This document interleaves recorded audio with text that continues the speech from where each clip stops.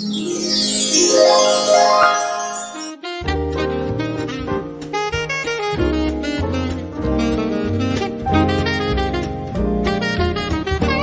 dia, Portugal! In Portugal, there's a YouTube show full of fun facts you need to know. Carl rings the bell and the members show to the GMP morning show. Featured guests will come and they will blow your mind. The audience will do so in kind. The little vanity mixed with some insanity on the morning show with GMP. Good morning, Portugal, and I'd like to welcome you to another fantastic day. Hey, Gumpers.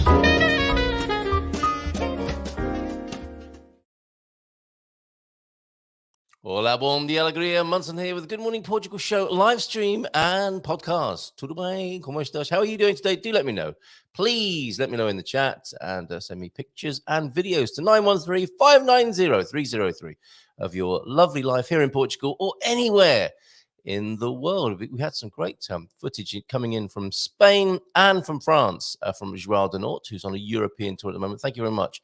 Those the pictures and video from the Gaudi Cathedral yesterday were stunning, were they not?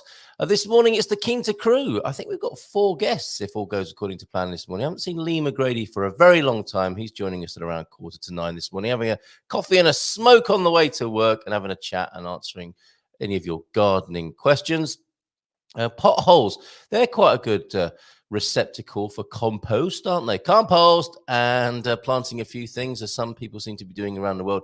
Also, given that it is pothole season, be sure to check the rule book for the regulations on your street. There's another use of the growing number of potholes there seem to be around the world. I thought potholes were a UK phenomenon. It seems like they are a global phenomenon. Right. Now, I was nearly late this morning. I think there are 2 kinds of people, roughly speaking. Like there are introverts and extroverts and yin people and yang people, if we're going to be polarizing this morning at only 8:34. Well, there are people who see a software update and think, well, I might as well go on then at 8:30. And there are people who think, 8:30, it's far too late to do a software update for your camera, Carl, especially when the former person has pressed the button thinking, well, what could possibly go wrong? Let's give it a try. Variety is the spice of life. And then a command comes up saying, this update may take a couple of minutes. So, all right. So very lucky to have a quick update on the camera. But I did notice something about myself. There's like, go on then, push the button, see what happens. Which type are you? Would you have pressed the update software button at 8:30, or would you have been more sensible than that and waited until after the show? Great to see you this morning, Nubianette, JP. JP is like a regular now on the screen. Good morning, everyone from JP in Porto. Do we know you already, JP, in a different name? Oh, and talking of Porto, birthday wishes from yesterday for Michael Bliss, our wonderful friend in Porto, the great gifted musician Michael Bliss. Hope you had a great day yesterday. And Tony McCann, occasional visitor to Portugal. Happy birthday to you, my friend, as well, from the UK. Eventually, I've only been here a few years now. Eventually, we'll get to meet up in Lisbon one of these days when you steam in on one of your cruises. Pete in also this morning, Nubianette, James, of course, and Coach Turner with a God Squad tip of the day. So, yes, Lee joining us before 9. We'll talk to Matty. We'll talk to Jason. Jason from Quinta Essencial. Matty, of course, from, I think he's got big news this morning from Quinta Entre Águas. And Mamabear. Mamabear usually joining us for the Departure Lounge. And she fits in perfectly with the Quinta crew this morning because she has a new book about permaculture. Recycled as you would expect with a permaculture book, the permaculture principles put together in a uniquely Mama Bear kind of way. Talking to her about that at around 9 as well. So lots of Quinta crew members this morning. Any questions you've got about gardening, I'm sure that this lot will be able to help you with that. And we can talk about other things as well. Do you know that Vitor Costa yesterday made quite an impression on me, talking about feelings being 10 times more powerful than thoughts? And after the show, I'm thinking I must do my government stuff, catch up with Social Security, with IRS payments, with EVA payments, with all of that. And I'm thinking, yes, yes, of course, that should be done. And I'm feeling, oh, really? Do I have to? And I really got an excellent illustration of how feelings, the feeling of, and the sense of procrastination, even with vitally important things like that, you get to see a sense of the ratio between feelings and thoughts. And I was thinking about it this morning. I have a thought that's a very, my program thought about doing the show is very powerful compared to my feeling in the moment when I'm lying in bed thinking, oh, should I just lie in until 5 minutes before? No, Carl, my thought is much stronger. Or do I have a feeling? I don't know. That's a conversation we might have in a different environment, maybe with Dougie on a Friday night with the new Why Did I Say That podcast that debuted last Friday. James in then at 7:40. Bom dia, Gumpers. Feliz dias a todos. Como va? As coisas? How are things? It's a lovely turn of phrase, is it not? And on this matter of Portuguese, learning Portuguese, if we go over to the Portugal Club, I'm very pleased to say at least Erica has picked up and run with the idea of not the T-shirt. She has adapted the T-shirt idea, which is very smart, actually, because I thought to myself, well, I don't need to go and open up, I don't need to go and print loads of T-shirts. I probably will, but I thought people don't need to wait for that. If people want to use it as an open source design and print their own T-shirt, then, well, why not? And this is the idea, of course, that we debuted yesterday with James. We like to talk a little bit about Portuguese, of course, and the rules that James appreciates about talking Portuguese, which he shares with us. My share yesterday was this idea of the podemos falar português. Can we speak Portuguese devagar, por favor? And signifying that you are a learner on your T-shirt. And Eric had the great idea of, I'm not sure about T-shirts. I'm probably going to get something made for me and hubby.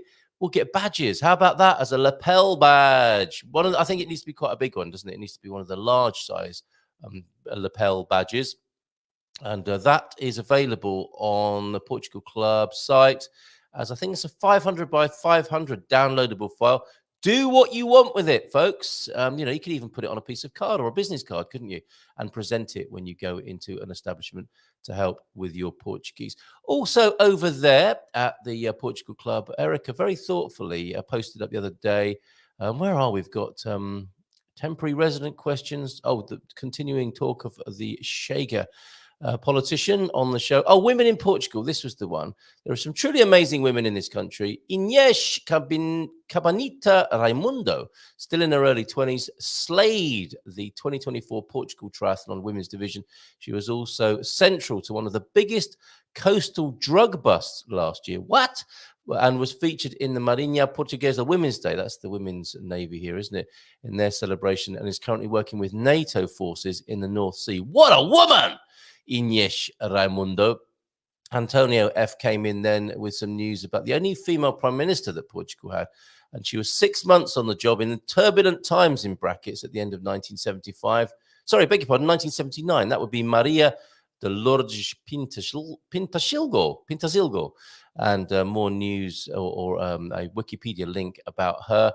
And then a list of 10 other important women in Portuguese history with a link from Lisbon Secreta over there on the Portugal Club as well. Good work between you there, Erica and Antonio F, who will probably join us today as well. So thank you very much for your work over there. And yeah, feel free to use that open source logo of the Can We Speak Portuguese initiative, boosting up your vocabulary, grammar, and mainly your conversational. That's the important thing, isn't it? Is get the conversation going. Now I'm going to zoom back a bit. That's why I downloaded the software in the first place. I've not got enough headroom there. Let me just do a manual. You can do it with a. That'll have to be good enough after pressing the update software button at 8:30 this morning. Mindful moment then from James. There's something about that person over there that I don't like about me. Ooh, that's I think that's one of these, is it not? kind of. There's something about that person over there that I don't like about me. That's so interesting. I think as a psychotherapist, he is with a psychotherapeutic training. He's talking about projection there, isn't he? And isn't that an uncomfortable realization when you realize the things that you don't like in other people are probably just projections of yourself? Ooh, mindful dad joke. It's a royal flush this morning. A mindful moment, a mindful dad joke, and a visual dad joke, and a mindful visual joke. if you get what I mean. But yes, four from James, full house this morning. Mindful dad joke then. A man hiking in the Himalayas, as I like to call it, because I was educated by geologists when I worked at the Natural History Museum I actually worked at the Geological Museum, which is a part of the Natural History Museum in London, and they would say, or certain personnel in the geology department would say, Himalayas. A man hiking in the Himalayas comes across a sadhu meditating. He says to the sadhu, "There's a blizzard coming. Aren't you going back to town?" The sadhu responds, "Namaste. Namaste." Wow. Bon dia Gumpers from Coach Turner. A little slow this morning after overindulgence yesterday evening. Way to go, Coach T. And including meeting up with Rugby Colan's brother, Brian. Wow. And it's like a second degree Gumperism going on there. And my cousin, is that what we would call it? And my cousin bumping into a friend from Chamonix. It's a small world. Marvelous. Excellent stuff. And you did send us a picture of your breakfast yesterday. And I'm suspecting that you might have wanted to have lined your stomach a little more than this, Coach T. This is from a Portuguese cafe in the UK. And there's some definite, that does look like a Portuguese, that looks like a British cafe, I beg your pardon. It looks like a British cafe in the UK. There's something about the styling of the cafe, isn't there? The wood there, rather than the Sagres branded table. Maybe the ceramics as well, the nice wooden floor, if I'm going to go all forensic on it. But of course, clearly a Portuguese breakfast. Don't look that up. A Portuguese breakfast there with a pastel de nata and a nice coffee. Looking quite cappuccino-esque. Or is that what they are calling a meia de leite over there in the UK? Beautiful. Oh, and there's the lady in the T-shirt. Podemos falar português? Devagar, por favor. Maybe you could wear one of those into the cafe one of these days, Coach Turner. I haven't forgotten James's other two. Don't worry, we'll come back to those after we've heard the God Squad tip of the day then. Oh, Lee will be here soon. God Squad tip of the day, following on from yesterday's discussion about finding a balance between your own activities and shared ones within a relationship. I realized it's not so much about the activities. It's about the people. Loneliness is proven. Fly alert in the studio. Where's my zapper? Loneliness is proven to be very unhealthy. So having a set of friends and acquaintances who you enjoy spending time with will help enormously if you're dealing with loss. Having your own activities is important, but mainly as a way to build a community around you. We all need that. Very good. É verdade. Bon dia, Ian from James. And JP is in this, of course. Look, good morning, everyone from Porto, and to Ian from Nubianet as well. And make sure to add friends of a variety of ages. That's a good tip as well, isn't it? In my neighborhood, I have friends from 93 to 27. I learn a lot from everyone. Do you know what? That's one of, remember Bia, the Black Sheep bar in Caldas de Rainha? She's organized something, and it took a little bit of working out at first, but it's in Caldas. And she's talking about meeting human books. There are 4 people, and they have half an hour each, where I think they'll talk about themselves. These will be people of various ages, I suspect. And you can ask them questions. Human books, isn't that a lovely idea? And if I don't respond to a comment, I've returned to my correct state at dark o'clock in the morning, Nubianet in California, of course. And are you working on that big time difference at the moment? Well, I suspect we can say to you, hola, Karen, bon sono, sweet dreams to you. So sleep well over there. Good morning to you, Pete, bon dia alegria. Lee is just getting ready in the background. And calzada, I've got a good calzada for you, Pete. I'll send it to you later on today. FU, Facebook user, boom, dia alegria. Which one's that then? And Matty's getting ready as well. Look, with a James all screaming out in a man cave style. Well, let's just do So we don't forget him, let's do James's other two memes this morning, his visuals. Not sure if achieving meditative stillness, this might be Karen in California, or just falling asleep. And there is a big difference. I was thinking about that this morning. There's being asleep, which you're not aware of. And isn't it amazing how much time we spend not being aware of ourselves in that way across our life? And then meditation, of course, at its best, I would say, is being aware of being consciously unconscious in a way. And that's a state we don't spend much time in, I suspect. I fired the janitor for smoking pot. Back to the Starship Enterprise. Why would you do that? Because I can't stand high maintenance people. Hey, very good. Okay, I think Lee is ready for us now. Let's give him a nice big round of applause, because basically it's been a very long time since we've had a chat with him on his way to work in the morning. Lee McGrady, the head gardener. Remember him? Hola, bon dia, alegria. How are you, Lee? Good morning, Carl. Yeah, everything's good. It's so good to hear your voice again. It's been 2 months, I think, since we weren't able to see you on your coffee and smoke break there. Oh, it's been a while. Yeah, it's been a while. I've had phone issues. Oh, right, okay. Yeah, what did you do? Drop a phone in someone's pond, that sort of thing? I made the mistake of taking it to iServices for a new screen. Oh, okay. And so it sounds like you're not recommending that particular company. Oh, no, I'd avoid them like the plague. Yeah. Right, okay. So I guess a phone screen does get cracked in your business. It's inevitable, isn't it? No, it wasn't actually cracked. I've only ever cracked one phone screen, but this had come disconnected from the motherboard. It was dropped regular, but it was in a good case. So it just needed a new phone reconnecting, and they messed it up, and it just went from bad to worse. And how much does that cost? Getting it? I mean, I basically wait until I've worn my phone out. I don't bother with replacing a screen because it's really expensive, isn't it? How much did that cost you? I think it was only 160. 160. Yeah, I think it's 160 euros. It was a fairly new phone, so there was no point in replacing the phone completely, which we've ended up doing anyway. So, dear, live and learn. Pete, very pleased to see you. You've excited Pete this morning. Bon dia, mate. Tell us how to prune that big fella. Now, I wonder if he means pruning trees or how to grow and create prunes. I imagine it's the former. Before we get into the gardening questions, let's have a bit of a catch up. How's it going in the gardening world? Yeah, it's going very well. The sun's coming out. The rain seems to have stopped for a short time. So we're past all the wind. That was shocking the last few weeks, but it's been okay. It's going well. All right. So and business well? Business good? Yeah, not complaining. Yeah. That's nice. That's I was gonna say that makes a change, but no, I don't mean it like that. I do like your straightforward observations of life. And how's Lisbon at the moment? I dropped Sandra off at work this morning, and traffic was brilliant.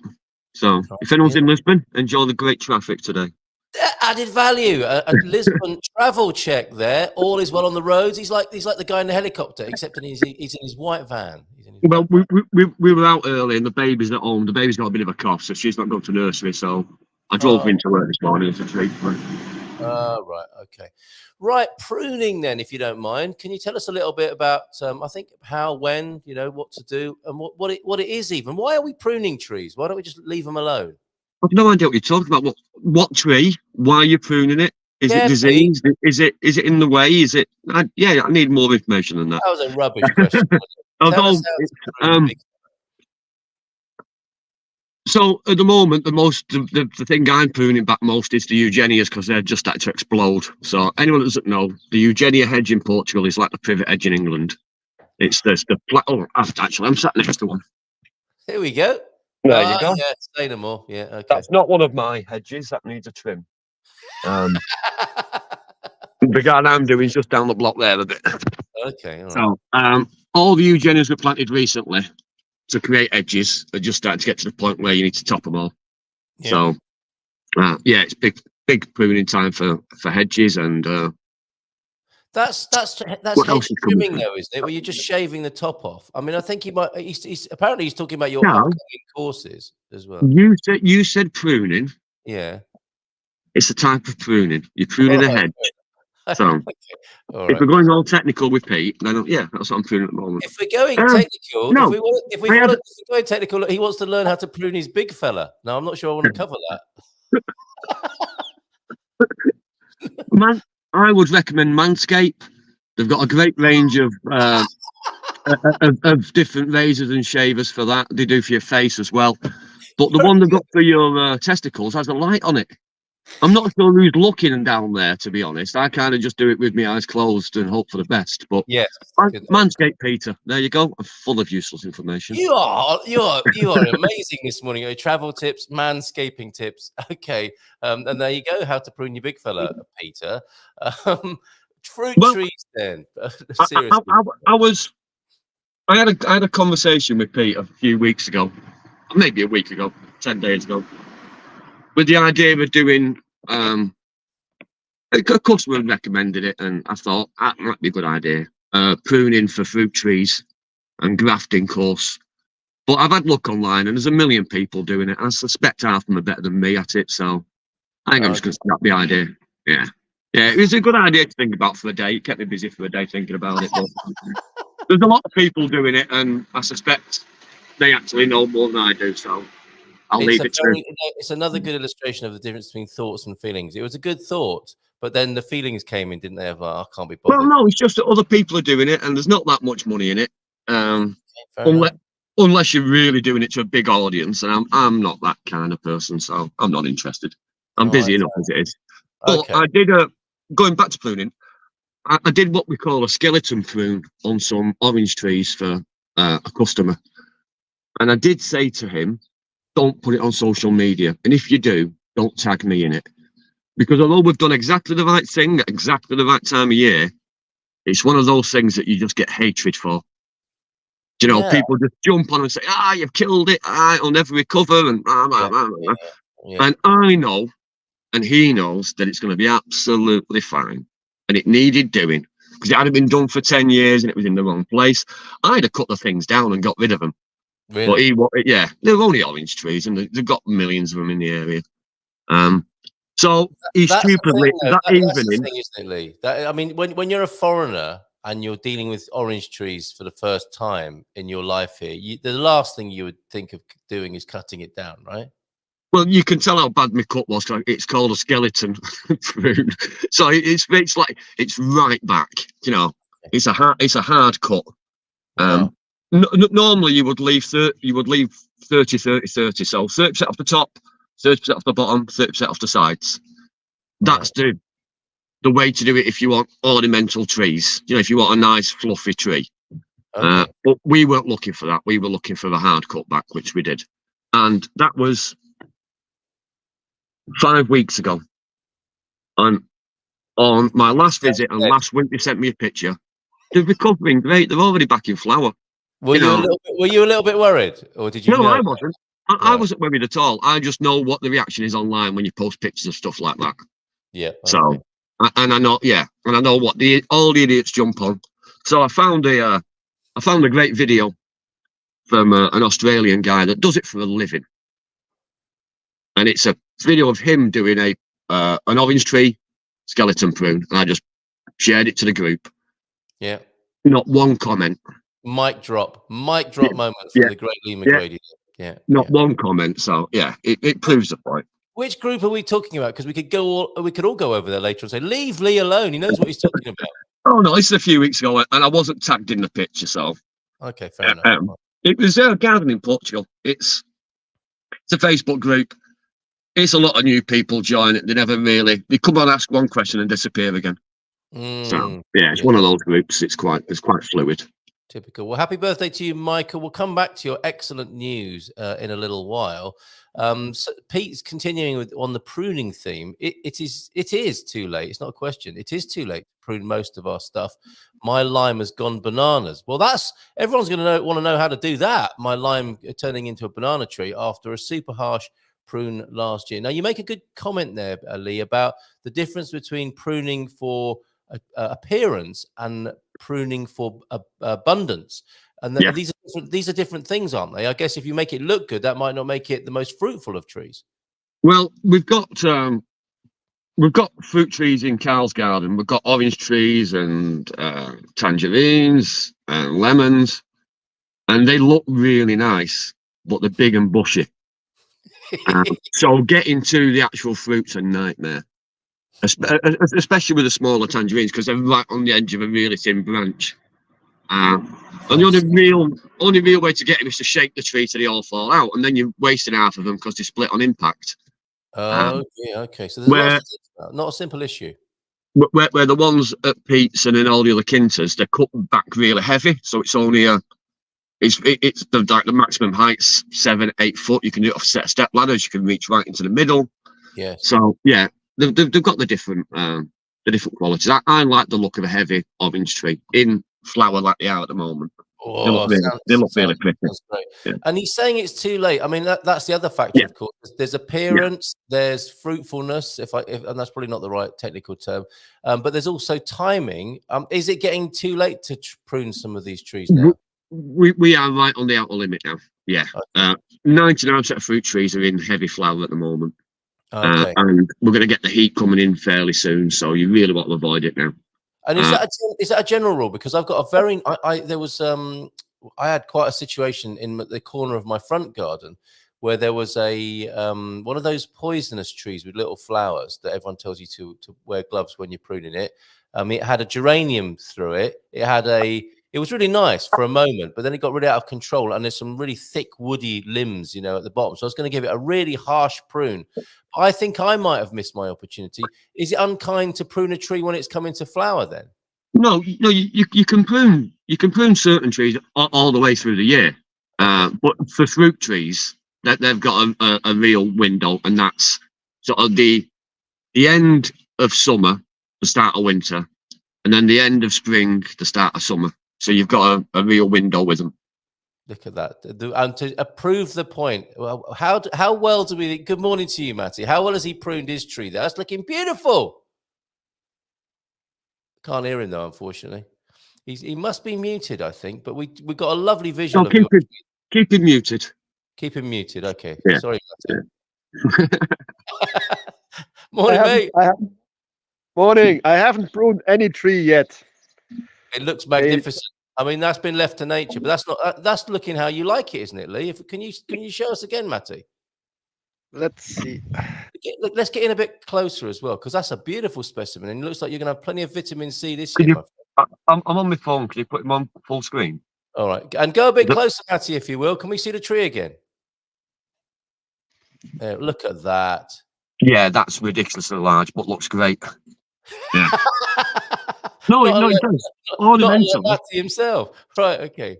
Ridiculously large, but looks great. Yeah. Ornamentally, it's perfect. If you want it in your garden to look at, that's great. But if you're trying to access the fruit at the top of the tree, it becomes a bit of an issue. That's superb. He looks happy. I think he's got some good news for us today. He's happy as a pig in the proverbial. But you're not on till, I think, 1:15, Matty. So go and have your coffee, and we'll bring you back on a bit later. I put myself back to mute. All right, mate. See you in a bit. Okay. And Lee, I think you've got to go off and do some actual work now. Thank you for dropping it. It's been great to see you. I'm already 2 gardens down this morning, Munson. Seriously? I'm up and about when you're walking the dogs. I'm resting. All right, easy. Touchy this morning. Okay. I'll get my earbuds back in. He's putting his Mickey Mouse hat on. I've got a new podcast I'm listening to. It's Sherlock Holmes, and the new episode's out this morning. So earbuds in, earmuffs on, I can carry on working. Living the dream. How fantastic. How fantastic. Lots of love to you and the family and Lisbon, of course. Go on, mate. Happy Portuguese Father's Day to you. Is it today? Well, look, the women have had their day last week, and it got mentioned all the time. So today's Portuguese Father's Day. Well, we've just declared it, have we? No, it is. It is genuine. I got told this morning. On a Tuesday? What's that about? No, it's some religious day. They don't do it on a Sunday like normal people. They do it on some... Like marketing people, right? Okay. Google it. She did tell me, but I wasn't really listening. It's something to do with. I'm taking the rest of the day off, mate. I'm taking the rest. Some Saints' Day or something. All right, excellent. All right, thank you for your comprehensive grasp of that situation. Cheers. Cheers, Lee. See you soon, mate. Thanks so much. Ciao, ciao. See you in a month. Bye-bye. Bye. Oh, lovely to have him back. in the fold as part of the Quinta crew. Missed him. And he's literally down-to-earth observations of life in the gardens of Lisbon. And we've got Mamabear joining us soon, talking about her new permaculture book. Great news to celebrate here, though. Look, this what Bon Dia Todos knew yesterday, after 5 months and more than 10,000 phone calls. Oh, my goodness, to Ima, formerly Seth. We got appointments for our residency permits. Well done. The Whitbys, just 20 minutes from home. That's very unusual. That's your consolation prize, I think. Most people get sent to the other side of the country, just 20 minutes from home at the end of July. Excellent. Now we can get back to GMP Live. Yes!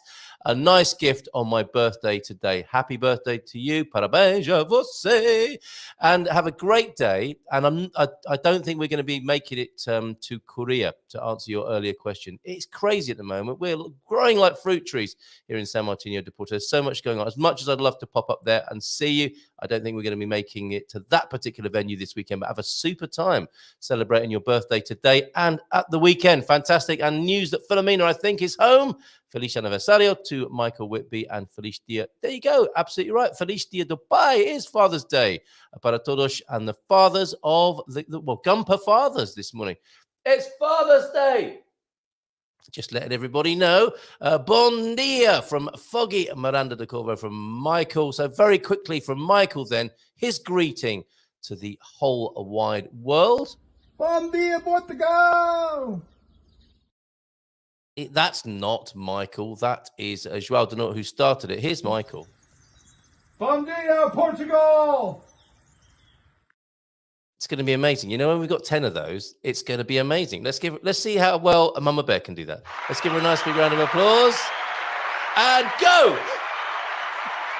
Bom dia, Portugal! It's very good. How are you, Em? Feels like it's been a while since we've seen you as well. Yeah, it's all good. And bon dia de Pai. Oh, thank you so much. Happy Always Father's Day for all you fathers out there and father figures. How lovely. Yeah, thank you. And father figures, well added, yes, because it's an archetype as well as a job, isn't it? It can be looked at in many ways. So excellent. Yeah. There's many men who aren't fathers who've been incredible father figures, you know? Absolutely. So, absolutely. Yeah. Putting it out there, just let's not forget it takes a whole lot of love to, you know, hold space for people, and those guys that do it, like, awesome.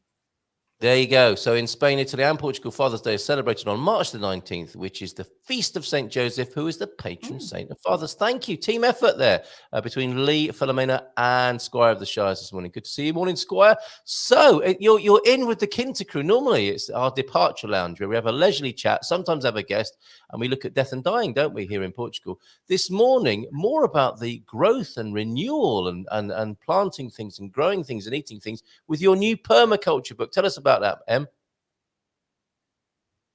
Well, we can, it's there to challenge people's perceptions of permaculture. So people who think permaculture is about eating and growing and life forget that it's about change and being with death and being with the seasons and being okay with the seasons and the ever-changing world that we live in, and turning inwards and realizing we too can be our own permaculture projects.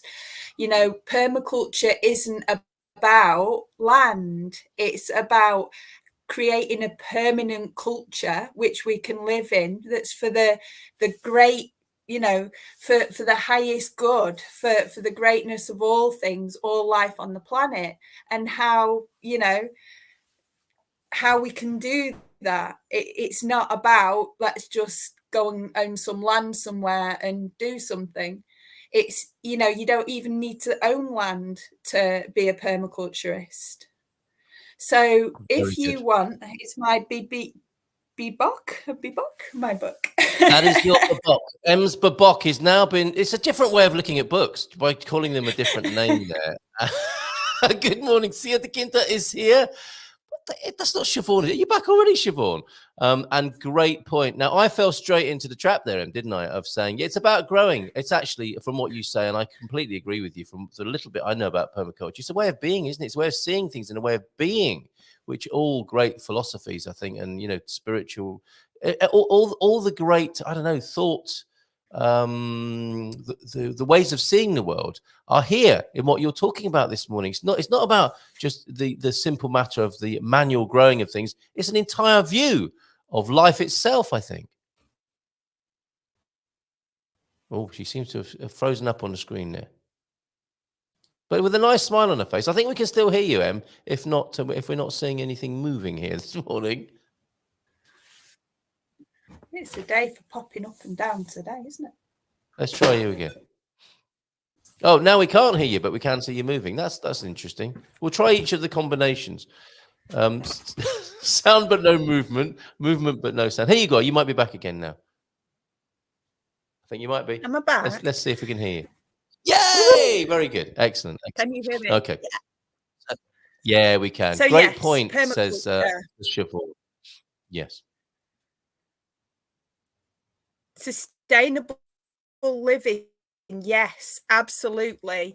It's sustainable living for all, and that's why I call my book Rebirthing a Revolution, because we need to stop trying to stick things into boxes and see the interconnectedness of everything, because when we do that, we'll realize how important it is that what we do to ourselves, we do to everyone else.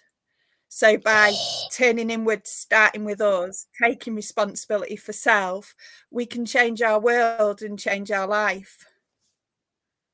You've done it again. You've done it again. A different way of seeing things that makes complete sense. There it is. Rebirthing a revolution, starting at zero. So what is the starting point then? Presumably not getting your wellies on, not buying a load of seeds and gardening tools, but turning inward. Is that right? Pretty much, yeah. Zero is referring to the zone in Portugal. So in permaculture. In permaculture, they have these things called permaculture zones, and it's how you can look at yourself and your life. Now, the most commonly referred to zone 0 is your home space or your main area. So if you have, say, a bit of land, it's the bit where you usually sit down or have your power, store your water, ideally should be in that space. It's all about where you go to rest. It's the bit that you do first before you do anything else. So it's really important to start at the main point, and then once you've got that established, then you can look at everything else. Well, in emotional permaculture, zone 0 is our mind. So we can also look at emotional, take away emotional permaculture and take away standard permaculture and just look at it as 0 is ourselves. If you look at the Ho'oponopono, coming back to 0 is where we have the slate clean. So it's clearing our mind and returning to 0. That basically is where we start. We start exactly where we're at in this very moment with exactly what we've got, and it's all perfect. There is nothing we need to do other than meet ourselves where we are and start from here. How can I make a change today that would improve myself and my life and improve everything around me? Sometimes it's something like getting up 5 minutes early, or even staying in bed 5 minutes later. Remember the chat we had about where you're giving yourself permission to just allow yourself to just rest. That is the changes we need to see in the world. And starting with those small changes, we can change our life. Yeah, and some might say perhaps it's the only way, because it's so interesting what you're talking about there. The pausing before beginning. It's kind of it's not counterintuitive, is it? Because I think intuitively that's probably absolutely the right thing to do. But normally doing an activity, we as human beings in the kind of world we live in our civilization, it's like, okay, crack on, let's get on with this. What do we need to do? We need to do X, Y, and Z. We're going to be results focused and we're going to get on with it. And the idea of the first thing is nothing is quite revolutionary, as I think you the title of your book alludes to there. And what a different world it would be if we paused before we started doing things to come back to the zero. I think we've got a different view of Em now. Are you there, Em? Or has she gone back to zero? Pause practice is an amazing thing. It's one of the things that I talk about in the book, believe it or not. In the book, I don't just say, this is what you do. Yeah, this is not how I do things at all. It goes against my nature. I'm not about to tell you, you've got to do this. My book is designed in a way where you find you, right? Because there's only one of you in the world. We don't want any other versions of you. Thank you very much. We want your true you. For your true you to come out, you need to establish what it is that you need and work from that point. So working from the point of what you need, you follow the book, you contemplate things, and you look at how to practice different things. How you look at how when you reflect on things like the ethics of permaculture, earth care, people care, and fair share, how can you do something in your life, or what aspects of self resonate? What aspects of self could you maybe change slightly? And you look, how can you live more in alignment with the ethics of permaculture?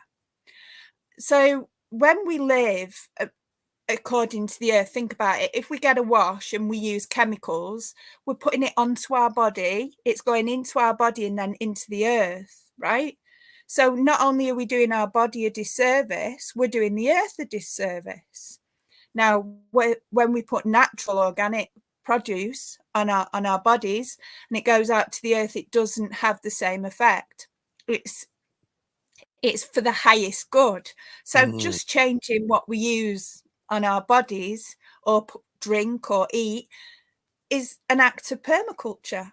It is rebirthing the revolution. It's bringing ourselves back to our roots, the roots of who we are and what we are, and taking care of the earth, which means you've nailed earth care and people care, because people care means you start with you, because no one wants to burn out, you know, so you have to put yourself first. And fair share means you're sharing what you've got. You know, if you've got any excess, maybe you've got food in the cupboard you don't like, or you don't fancy anymore. Maybe someone you know did like them, or maybe you can swap them. Maybe you've got clothes and maybe you've gone up or down a dress size. Maybe you can swap clothes with someone. All these different things. Maybe you go for a walk with the dog and pick up a few items of litter. There is so many ways in which we can honour ourselves, honour the space that we're in, and contemplate how it's going to affect other people. That is just permaculture ethics. Beautiful. You know? Absolutely loving this. I've got two questions for you, and I'm aware that we need to bring Matty onto the screen. You can stick around for a little while, Em? Yeah, if that's cool. Of course it is. Two quickies then. The first is okay, you sit still, you pause, you practice the pause, and you start getting uncomfortable. We think, bloody hell, I need to get on here. This is very uncomfortable. Being sat here doing nothing. I just need to pick up a strimmer. And this is typically sort of male yangy behavior. I'm going to strim the bloody garden. I'm going to strim everything within an inch of its life, and then a little bit more while I've got my strimmer on. What's going on with that sort of situation, do you think? Oh, it's the excitement of that power tool. Like, oh, okay. Oh, yeah. It's like, oh, some motor there. Like, well, yeah, get in. It's that direct focus, which is the masculine energy. It's that, and women do it as well. When I say masculine energy, it's just that it's a direct focus. It's not gender. It's just an energy that's masculine, identified as masculine. So it's like a single point focus. And a lot of us is running on our autopilot. We're like, right, I've got to get it done, so I'm going to do it. Yes. But what is the impact of our actions. So what's the karma of our actions? When I do something, is this for the highest good? So stop, take a pause, you know, I'm going to do the strimming. What do I need to do? And how can I do it so that I'm not just like taking out all life in the area that I strim? Can I strim? Yes. And give it, you know, and give it some TLCs. There's some bits that I can leave a bit wild. Yeah. You know? Yeah. Wow. Okay, that's great. I'm not sure why we're suddenly talking about yellow, but good morning to you, Louise. Always great to have you here on Quinta Crew Day. And just finally, before we bring Matty onto the screen, the creature on your book cover, Rebirthing a Revolution. This is Em's new book, Rebirthing a Revolution, starting at zero. What is the delightful, is it a moth that's on your book there? It's the death head moth. Of course it is. Right. Now, why? Well, you know me, I don't like to do things like in a straight and simple way, and everything's got a reason. Yep. So the death head moth, now moths are spiritually very similar to the butterfly. Yep. Moths and butterflies go through the same changing process. So they go from the like pupa, the little caterpillar, go into a little chrysalis, and then morph out and come out as a butterfly or a moth. So when it comes to change and transition, processing through change, both butterflies and moths are symbolic of the same thing. So I want to bring about an end to the way that we all live, which isn't in our highest good. And I want to encourage people to welcome change and to spread their wings and really get out there and do this, starting with where they're at now. There we go. And a man who's doing this, the living proof we can bring onto the screen now. Let's give him a nice big round of applause. Matty, I think you're way... Thank you, Em, by the way, and good luck with the book. I think you're way beyond the pooper stage, Matias, Matty. You are spreading your wings at Quinta Entre Águas, aren't you? Have you got news for us? Well, yes. First, I'd like to show you my untreated area between the olive trees. You can see different Okay, we'll blow it up so we can see that. Yep. Oh, beautiful. Yep. No strimming there.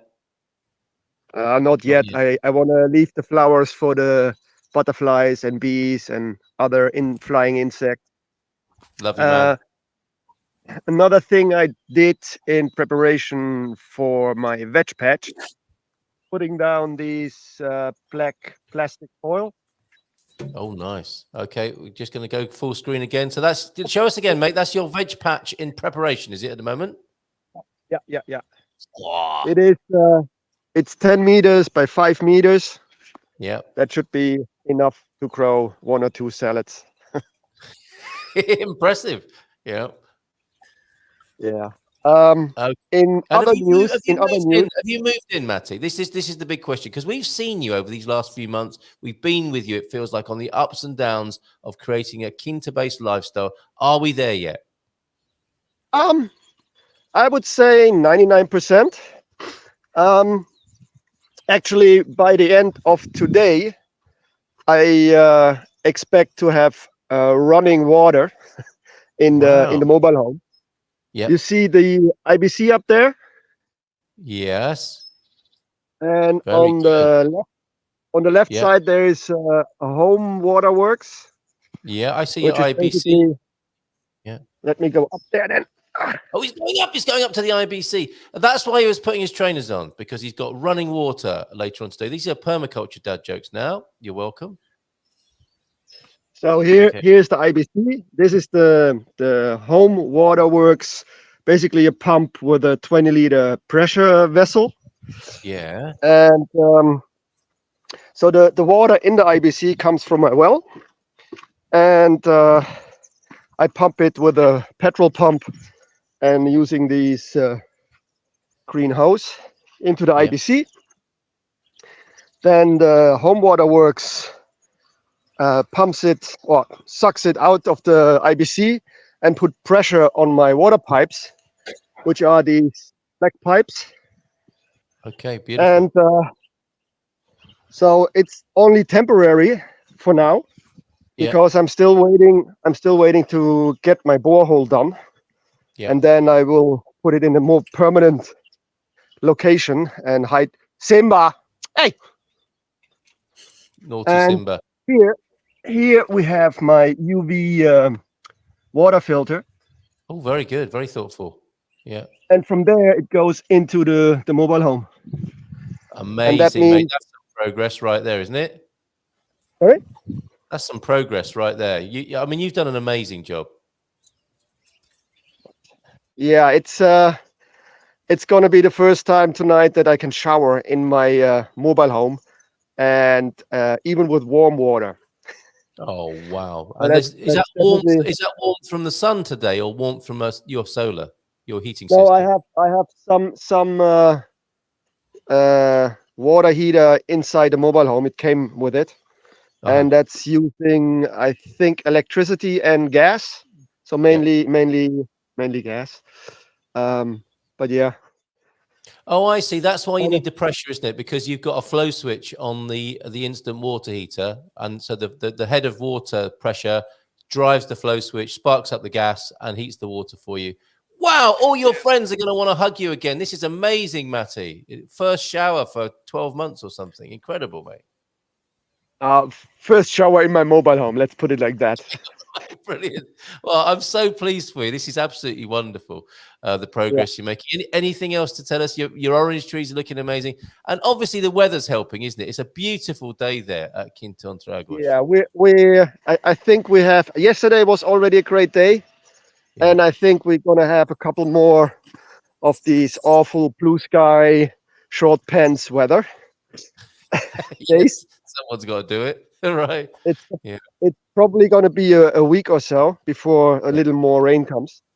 Yes. But yeah, I love it. It's when you wake up, you're already happy. So what else can you? Well, Mamabear is nodding there. I think Mamabear's gone down that track a little way ahead of you, and I think some of these things you'll remember from your own Quinta journey. Is that right, Em? Yeah, absolutely. Yes. I'm in my second year here, and like my grass untreated. Can you see it? Yes, we can. And it's not cut. It's just all over. It's just so good. The flowers and things that are coming up now, the frogs, the everything, and that's what the chickens did. You know, because if you go to the top of the land, it just looks really barren, and there's very little. Whereas down here, we've got so many pinks and yellows and white flowers, and where the birds didn't go to, the ground just hasn't recovered as well. All the trees are doing really well. It's beautiful.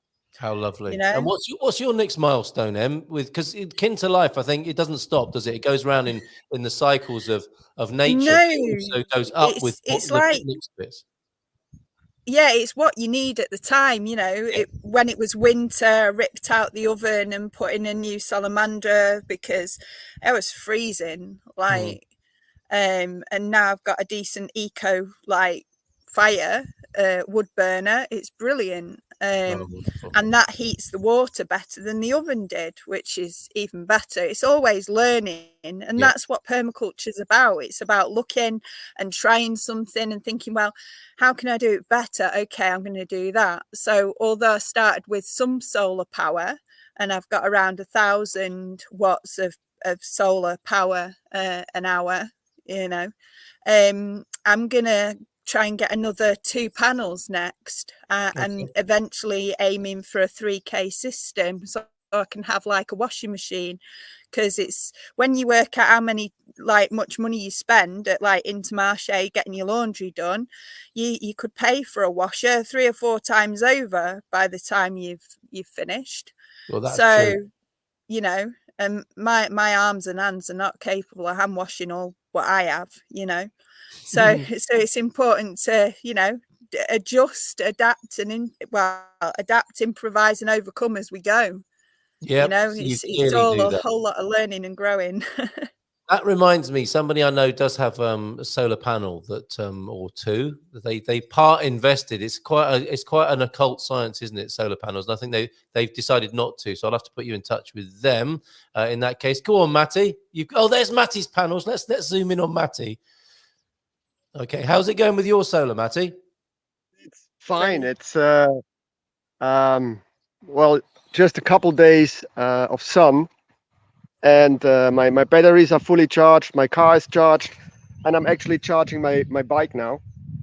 Wow. Okay, so other people can bring stuff round. Fair share, permaculture style. Anyone who needs anything charging near Matty's, just take it round to use up that extra sunshine this afternoon. Fantastic. It's all come. The plan is coming together. Loving it. What I forgot to mention, the water pipe from the house waterworks goes also into the tech room to feed the water to my washing machine. He's there with the washing machine. Is that working already, or is that going to be on again this afternoon with the rest of the things? Oh, we need to. I expect somebody to come over to help me, but I forgot to buy a non-return valve. Oh yes. To put between the IBC and the pump, because now if I turn on the pump, it makes 3 bar of pressure, and then stops, and then the pressure goes back in the IBC. And when it's down to 1.5, the pump starts again. So it's like an endless cycle and not so good for the pump. But you might have invented perpetual motion in the Portuguese countryside with that system. Free power. Maybe not. Maybe not. So we need to put that valve in between so that when the pump reaches the 3 bar, the pipe system behind the pump stay pressurized. Wow. And and then I'm all good with water. I just need to keep in mind that I need to refill the IBC from time to time. Yes, you will need to do that, and also, you won't. It sounds like you won't have the concern of washing foam coming out of your IBC as well, which you definitely don't want. Andy is with us. Bon dia, my fellow Quintanarians, just back from a mild misty walk through the Bairrada countryside. Louise, she saw of James's name, of course, with yellow. That's why she was talking about yellow, and the Symphony of Science picking up on that too. There is also a book and theory called the Medici effect. The theory being is that connectivity is important for innovation and progress, both in art and science. I think we had a little taste of that this morning. And I've been full-time on solar for many years, and it's fantastic, says Jackie Dumblecrafter. On the boats, we use a 12-volt system, and we keep it simple. Best way in life, isn't it? Keep it simple, silly. I think we can bring... Jazz, are you ready to join us? Jason Hall, of course, of Quinta Essencial. So thumbs up from him. And I think we may have lost M. This is what happens when people live on Quintas. They just pop in and pop out according to the prevailing conditions. Nice big round of applause for Jason Hall from Quinta Essencial. How are you, Jason? Bon dia, Portugal. Good to see you, mate. How are things there? Look at Matty. We can tell a lot's changed at Matty's place, can't you? Smiling from ear to ear. Congratulations, mate, on moving in. Well done. Thanks. Wonderful, wonderful. Yeah. And of course, we've got Em who's 2 years into hers. Matty who's about a year or so, Matty, at Quinta Entre Águas? Well, I bought the place in May last year, but I don't know how to count it because I just moved in a couple of weeks ago, and still haven't done all the necessities yet. Yes. Yeah. So the borehole will be the last puzzle piece falling into place, and then I have everything, and finally can start with fencing and maybe planting something. I mean, end of the day, it's a Quinta, so I should grow something. Yes, absolutely right. And how long have you been on your piece of land, Jason, if you don't mind reminding us? Oh, about 3.5 years. Okay, so you're the old timer, the veteran here of the trio this morning. Oh, I guess so, but in the grand scheme of things, not so much. No, true. A real newbie in the grand scheme of things. And where are you at now? Can you just remind us of your market schedule, which restaurants you're supplying? Because I love all of that, and then people get a chance to sample your produce and find. And so we do 3 markets a week. And so the first weekend, the first Saturday of the month, we're in Satar at the Eco Market. The second Sunday of the month, we're in Grassa at Mercado de Reencontros. And then the following Saturday, I'm in Figueira dos Vinhos. How And lovely. so they're all artisan markets. There's loads of other people there with some really great handmade produce, and also like arts and crafts, bits and Wonderful. pieces like that. Really livens the market up. And so, Yes. yeah, come and find us there. When you say livens the market up, I mean, is there something going on? Is there new blood coming into those market situations, and new sort of types of produce and things that people have made? Is something going on? There's a bit of a renaissance happening. Well, I can't say overall, but certainly where we are, there's quite a good group of people, quite a lot of handmade artisan goods, so wood and ceramics and all sorts of bits and pieces that people make, as well as people doing some health foods and stuff like that. And so it's definitely at Figaro, there was a whole swath of the market that was no longer being used, and so we go in there once a month and we take up a whole block. Love it. And we like to think that we bring maybe a few more people to the market to come and have a look around it as a whole. Yeah. That we bring a few more people in. And so, yes. And that's specifically, Jackie's asking, that's Figueira dos Vinhos, isn't it? That one you're talking about there? Figueira dos Vinhos, yeah. Yeah, okay. Which is a happening place right now. All sorts going on over there. And one of our other guests mentioned you by way of a sort of tangential reference there. Paul Rees, who's renovating properties in rural central Portugal, said, yeah, and there's these people, they've opened a shop. That's what those foreigners who've opened a shop. That's going pretty well. So you were spotted by Paul as well. What Matty's talking about growing now on his Quinta. What are you growing? What's going into the ground at the moment, Jace? Well, we really started in earnest yesterday. It's been so wet and so cold here that we've just not really planted much yet. And so at the moment, all I've got in the ground is some garlic and shallots, onions, and some broccoli. But today we're getting ready. We're going to plant a load of leeks and start getting some lettuces into the ground. I've made a makeshift stuffa at the moment, while I'm still working out what I'm going to do with the stuffa polythene. Oh, okay, right, okay. Why is it called that? Because that sounds like a stuffing. Yeah. A stuffador is an upholsterer, right? A stuffa. Why is it called a stuffing? Don't know. Because you stuff it full of food. No idea. Yeah, okay, a stuffa. All right. But it's and so we're going to get a load of seeds started as well today. But it was only yesterday here that it really felt like the first day of spring. Yes. And so now kind of is our time to start getting everything in, which is good. Yeah, no, I get a sense of you've got some lead in your pencil, some wind in your sail, the sap is rising. There's a real springtime vibe going on all over the country. It's like, for me, it's like I wake up early because I've got a daughter, and it's just been in this last week that when I get body slammed at 6:45 in the morning, it's like it's light out. Yes. And even better than that, yesterday it was light out and it wasn't raining. Wow. So it was like, okay, this is the stuff the dreams are made of. Yeah, it is, isn't it? So good. And the birds are singing as well. The birds are getting noisier and noisier at the moment, aren't they? As well? Yeah. Well, yesterday it was like spent some time working in the garden and then pulled a rug out and at a lunch sat in the garden on the grass. Felt pretty appropriate.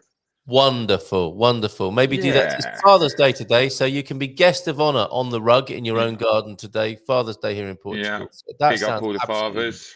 Yeah, that sounds fantastic. What a lovely scene. And it's one of those moments, I'm guessing, when you're thinking, yes, this is what it's all about. That's why we did this. Yeah. Yeah. I mean, it was a quick lunch and then straight back to work. I've got a lot to get done. Very good. No slacking here. Yeah, very good. And interestingly, the leeks in Portugal, they're called the alhos français, aren't they? The French garlic, I think. Alhos français, yeah. Amazing. Lovely collection that you're growing there. I think Matty might take some inspiration for that. Are you still supplying a few restaurants as well in the area? Yeah, we do supply a few restaurants. And so there's the vegan tapas in Pedro Grande, Pasha Mama. Yeah. They do great food and a really great environment, really good community space, Pasha Mama is. And then another friend of mine has a kebab shop in Figueira dos Vinhos called Khalifa, which is pretty good. Yeah. And then my two local cafes in Villa Facaya, Rui Petisquera, killer. He does a killer prato de dia. Yes. And then the wonderful Lords up at Cafe Dega. That is a great. It's a proper cafe bar. And you're supplying veg to all of these places? Yeah, I supply some veg to all of these places. Yeah, fantastic. Are these on a website anywhere? Because this is a tour in its own right. This is the Quinta Essencial tour of the area, isn't it? This is the Villa Facaya food massive. This is what's going down. It really is. I'm not joking, because I mean this is like a weekend away, isn't it? Based on eating really, like lovingly grown food. Yeah, I'll send you the links after the show. Love that, and I'll make sure they're available to people, because there's something happening as well. I think with Central Portugal at the moment, a number of forces coming together. I don't mean to be patronising to people who've been there forever, obviously, but in terms of public perception, global perception, if you like, as an alternative place to be in Portugal beyond the usual suspects, there's something happening in your area, isn't there? Yeah. Well, we've just got a lot of people who've got sort of similar ideas. Yeah. And similar ideals, and people are actually doing things and trying to make things happen. And so, I mean, we've got like pizza joints and all sorts of people doing things outside of like building and stuff like that. But also people around here set up bona fide building firms and hire companies, tool hire companies and stuff. Yeah. And so it seems like the people who have moved here have had a pretty clear idea about what they want to do. It seems like if you move to this part of Portugal, I can't say over anywhere else, the people who come here are of the idea that they're not retiring here, they're making a life here. Yes, right. And that's a bit of a difference, isn't it? I mean, nothing wrong with retiring.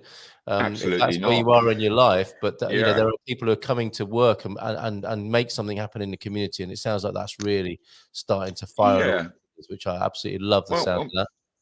And for themselves as well, it's and I think the more people that do these things, the more attractive overall the area becomes. And so absolutely. I don't know if we came to this area because we'd heard that there was a lot of regeneration and lots of things going on, and sort of wanted to be a part of it. And I think hopefully, as we all progress through, everybody starts thinking it's a good place to be. I'm seeing signs of that. See some Portuguese people move back to the countryside, try and attract people to come here because it's a fantastic place. No, I think something's occurring. And I love the sound of that, Jason. We've got to say goodbye to Matty now. He's putting his running shoes on. If a joke is good enough to tell once, it's good enough to tell twice. Permaculture dad joke. He's putting his trainers on because he's expecting running water this afternoon. Good luck with that, Matty. Anything else before you go? Got any videos coming out on your YouTube channel? Well, every Friday I try to update the people that follow my channel what's happening the last week. So every Friday at 3 p.m. Lisbon time I have a new video.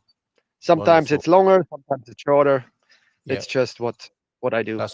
That's life. Very, very organic and free range.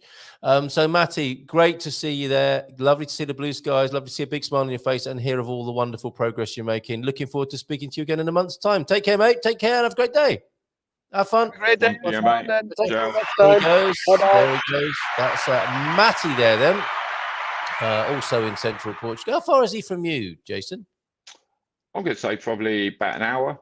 Oh, right. Okay. So central Portugal is a big old area, isn't it? And Yeah. questions coming in from you for you. Which Saturday? I'm not Figueiredo understanding. So he says, which part of Figueira dos Vinhos is Jos Nos Jos, and which Saturday?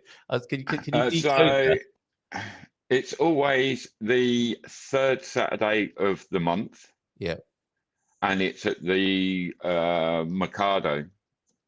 All So right, there's a purpose-built municipal Mercado, yeah. Yeah, because the great buildings of Portugal, really important to community life here in Portugal. If you're a foreigner and you're still going to the supermarket, give the local Mercado a try. Very important to support that level of the local economy.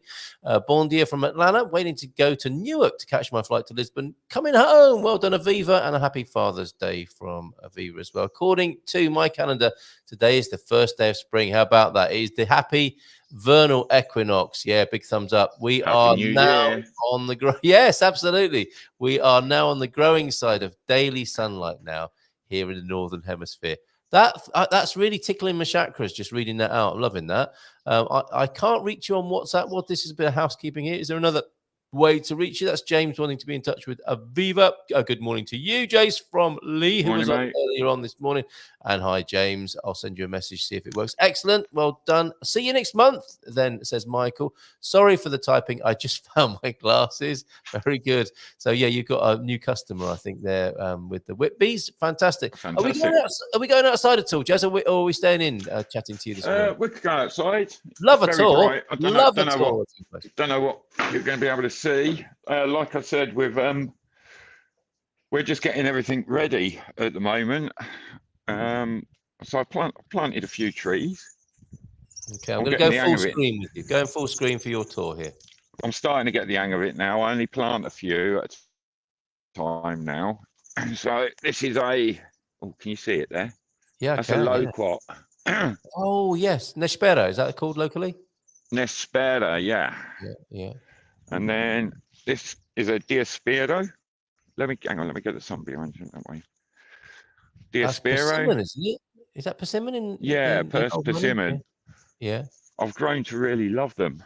Me too. Get a spoon in that bad boy when it's just going really sugary. Yum. I mean, if you blend them up and add some white rum and soda water, they're pretty good. Woo! As well. Very good. And an abacat. Yep. Very good. Avocado. And so that's about as much as I can do in a year. Put a makeshift stuffer up just to get some seeds going. I don't know if it's open. We might run out of signal. Oh no, we're good. We're back with Jace. Hello, Oriel. Morning. So just got some little seedlings going. Beautiful. There's Oriel. Morning, Oriel. Just planting some stuff. Morning. And then we've got a load of lettuces and some leeks that we're going to go and plant in a little while. Okay, baby leeks. But yeah, it's absolutely beautiful here at the moment. It really is. Look at the that weather is just.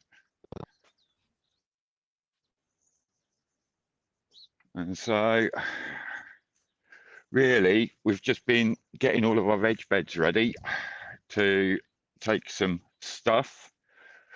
So this is the one closest to the shop. So we're going to put like nice flowers, some sunflowers and some beans. Going to get some beans to climb up the flowers, we're hoping. And so people see that from the shop. Olives there, my olive new tree. Compost station. Yeah, in amongst the olive trees. Yeah. My new compost station. Check you out. I've got a really good new line on some horse dung. I can have as much as I want, apparently. You look very excited about that. Yeah. I've got 2 tons of compost going at the moment, and so that's not to be sniffed at. No, definitely not. Oh, Squire of the Shire, doing- looking bad, Jason. There are I'm people, trying, I Carl. think, I'm trying.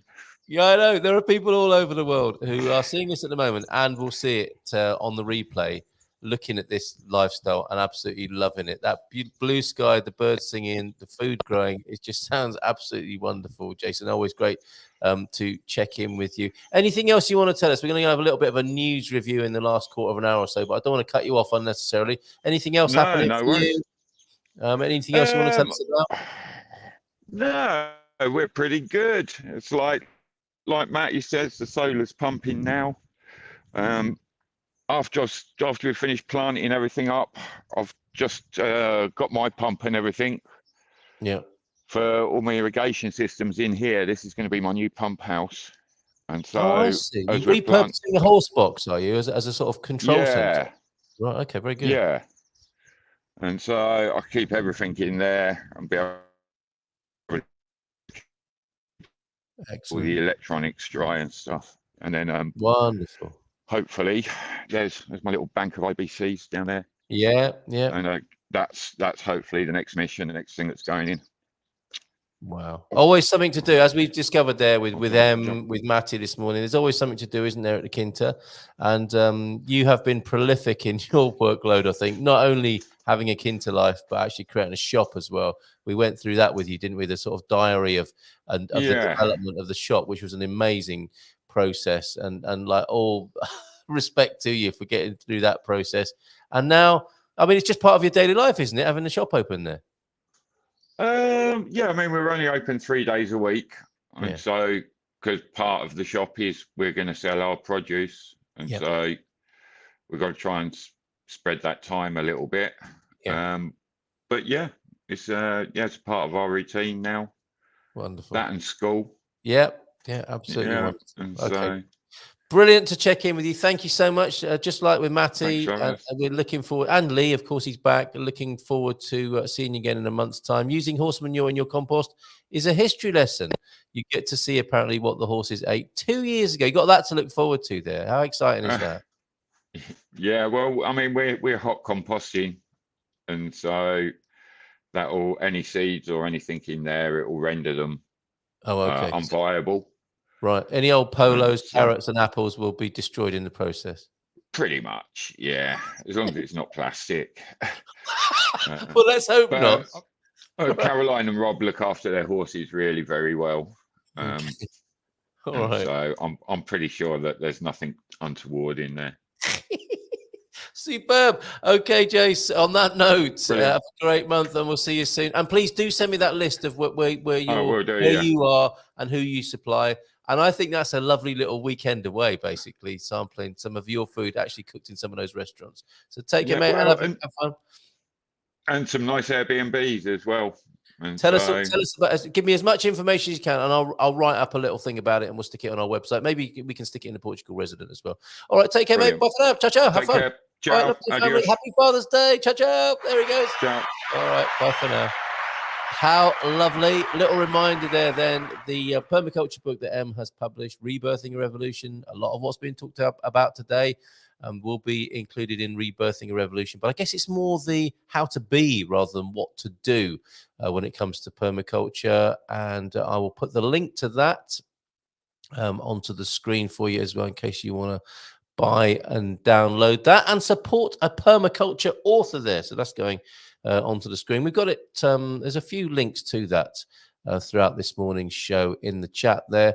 What's this? We did hot compost too, say the Whitbees, and probably will be again soon, I suspect. You're going to be growing stuff over there, the Whitbees, over that near Jason's way there. Okay, let's have a look at some of these, back down to earth with a bump then, and look at some of the English language newspaper coverage, Portugal Resident and Portugal News. Let's have a look at the news first. This, of course, is where Dougie has his column, and our new podcast on a Friday night is the two men with two columns, two impressive columns, we would like to think as well. And this is the publication in which Dougie has his column, writing about his love of Portugal in the Portugal News. Here it is. What's their front page looking like today? Oh, bringing musical theatre back back to the Algarve, darling. Algarve-based Dutch musical theatre artist talks about her passions, career, and sister act. So that's coming to the Algarve by the look of it. Portugal's recent general election fuels fresh interest from British buyers. That's an interesting response, then, isn't it? The most recent Moving to Portugal show held in London saw an exceptional turnout of visitors. Against the backdrop of the recent Portuguese general election and the potential changes ahead. That's an interesting story then. So they're taking some comfort from the result, inward investment, people moving into Portugal. Let's go back to their front page, see what else is being said over there at the Portugal News. Tourists flocking to the Azores. They must have heard that Filomena is over there. Delivery drivers schedule new strike. That's the Uber Eats. What's the other one? Is it Glovo or the other people who do this? There's a number of them operating now, but they're striking, so you won't be able to get your fast food or other food delivered to you. Wet weather warning. All this talk about good weather and springtime, yet a wet weather warning, although that does seem to be focusing on the Madeira and the Azores, the autonomous regions. Fireball brighter than full moon passes over Portugal. That's an interesting story. And somebody sent me a link to the amount of UFO sightings in Portugal have also risen. Maybe people were seeing this. A fireball brighter than the full moon passed through the skies of Portugal. It's pretty terrifying. If you're walking home from the pub on Saturday, March the 16th at 1:54 in the morning, just before 2 o'clock, and you saw a fireball, I would defy you not to cross your chest and say to yourself, well, it's been fun. As you saw a fireball hurtling across the night sky. That does look pretty, although you might have thought, well, to be sure, the moon's not usually flying across the sky like that. The phenomenon, which was caused by a meteorite that entered the atmosphere at the speed of a mere 61,000 kilometers per hour, was spotted in the Forest de Val Figueira area in the district of Évora at an altitude of 91 kilometers. It was only 91 kilometers up in the sky. Is that right? Woo! According to a researcher from the SMART project at the Andalusian Astrophysics Institute, José María Madiado, the rock then moved northeast and disintegrated at an altitude of approximately only 19 kilometers. Is that above us? Over the parish of Carno in the municipality of Suzel. I think we need to watch this on YouTube right now. Let's see if I press this button, let's see if this happens.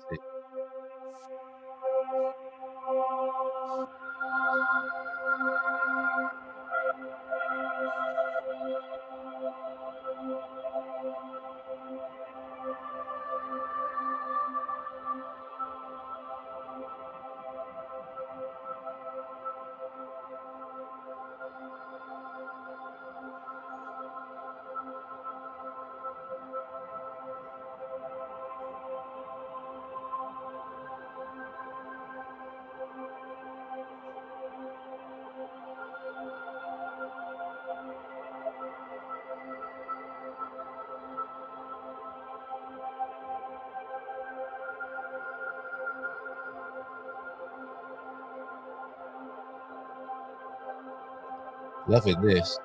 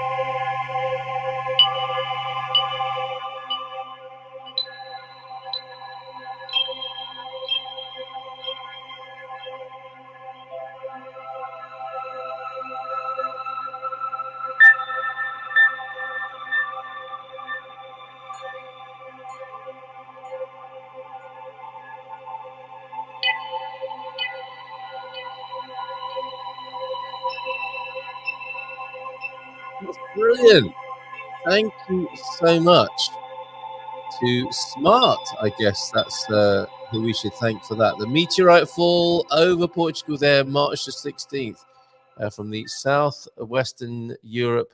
What are they?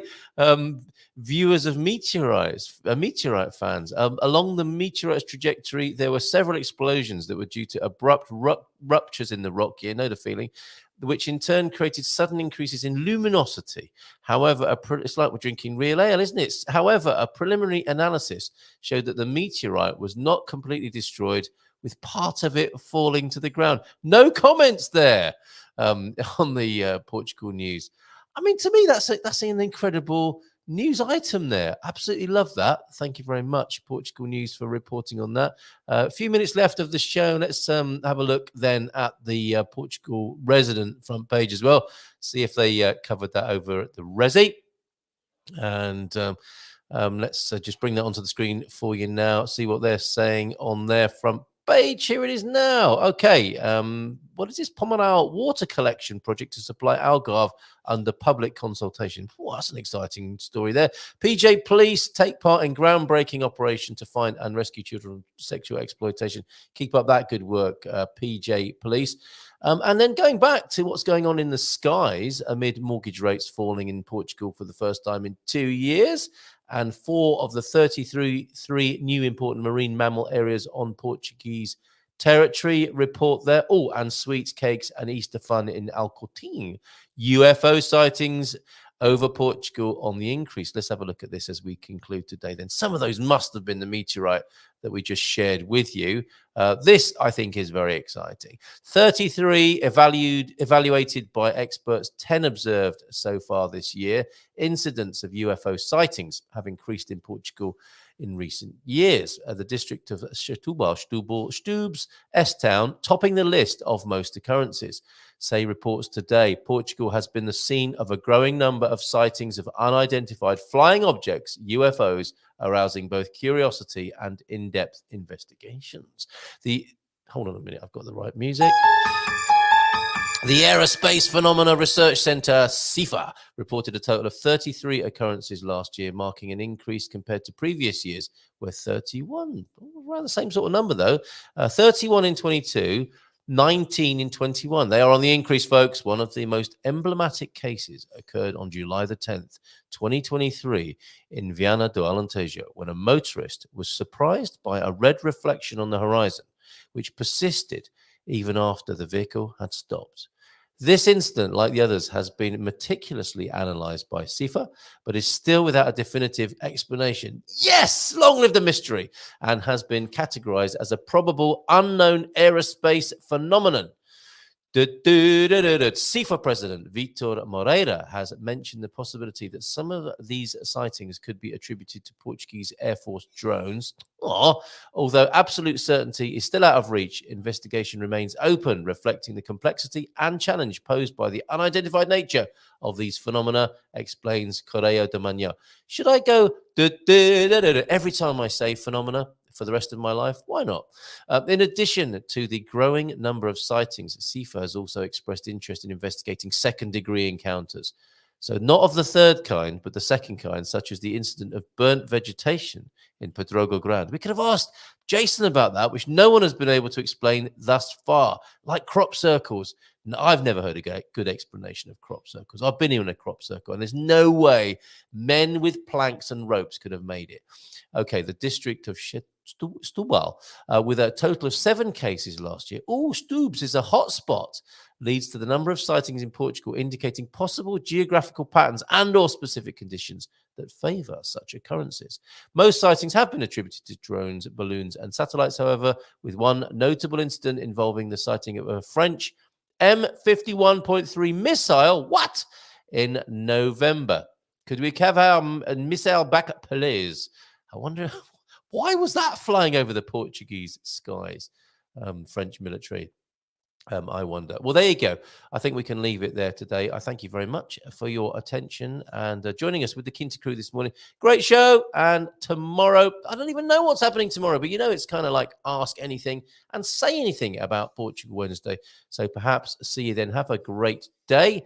Have fun. Take care. Ciao, ciao. And bye for now. Where's that outro? Oh, here it is. Ciao, ciao. See ya.